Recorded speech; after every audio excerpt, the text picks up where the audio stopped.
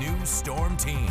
Welcome back to KX News at 6, and happy Friday to everyone out there. And I'm happy to report that at least the sun is out for a lot of us here on this Friday for what seems like the first time in quite some time. Temperatures have seen a boost because of the sun as well, seeing the 50s prevailing for most and some 60s towards the south central and towards the southeastern corners. We can kind of see right here, seeing a 60 from Medina, 63 in Mobridge, a couple of 62s and 50s prevailing pretty much elsewhere across the board. So you may have noticed the wind did pick back up today, about 15 to even 25 miles per hour sustained for a lot of the region. And we'll see the winds really increase into tomorrow.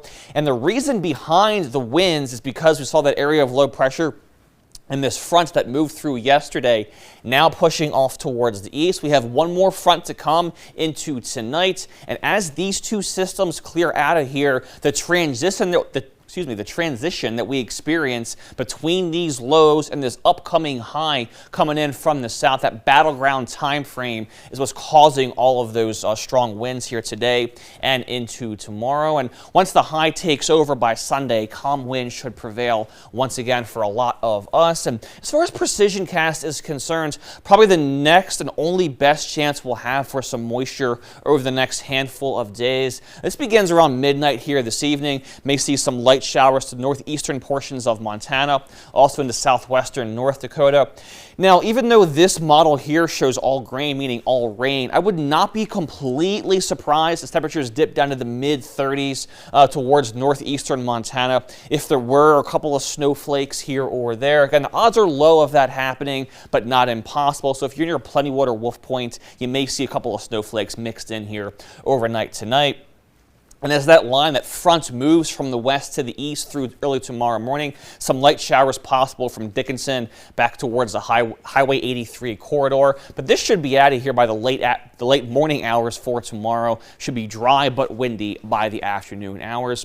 And as far as tomorrow's highs are concerned, going to be in the 50s for most of us tomorrow. Maybe a stray 60 or 2 towards Hettinger or Watford or into portions of eastern Montana once again. And by the time we get to about midnight or 1 a.m. tonight, we should be pretty calm as far as the winds are concerned, but the winds will gradually pick back up once again as that cold front comes through during the morning hours. By 9 a.m., 25 to even 35 mile per hour gusts are expected. And then again, as we get into the afternoon, widespread pinks and orange, or pinks and reds and purples here, 35 to even 50 miles per hour are possible at times. So a bit of a windy one as we go into tomorrow. But as I said, as that high builds back in for Sunday, calm winds should prevail here for the tail end of our weekend. Here's Williston's next handful. Tomorrow, 53, 40% chance of those lingering showers in the morning, maybe a 60 by Sunday, and then 50s for at least the first half of our next week. In Dickinson, your next 5. Tomorrow, 52, 10 degrees warmer there for Sunday. A little bit of a cool down just for Monday, and then gradually building back to those 60s, we think, as we get into Thursday and Friday of next week. Here's your next 7 days. Tomorrow, 53, maybe a 60 there for Sunday. A couple of overnight lows may get down or below freezing, as you can see there over the next 7. Some winds Monday, also on Wednesday, but 60 and 65 there for the tail end of our next week. And then Bismarck, your next 7 days. Tomorrow, 54, a 60 popping up there for our Sunday. 50s beyond that. But again, a warm-up is expected for the tail end of next week. So not so bad temperature-wise and drying out, too, after we get through early tomorrow morning.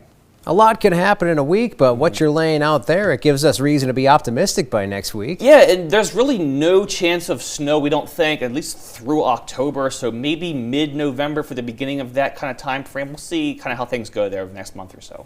You're making a lot of kids excited, especially for Halloween as they go to put the costumes on. Should be okay for Halloween, I think, yeah. Nothing wrong with that. Kenny, thanks so much.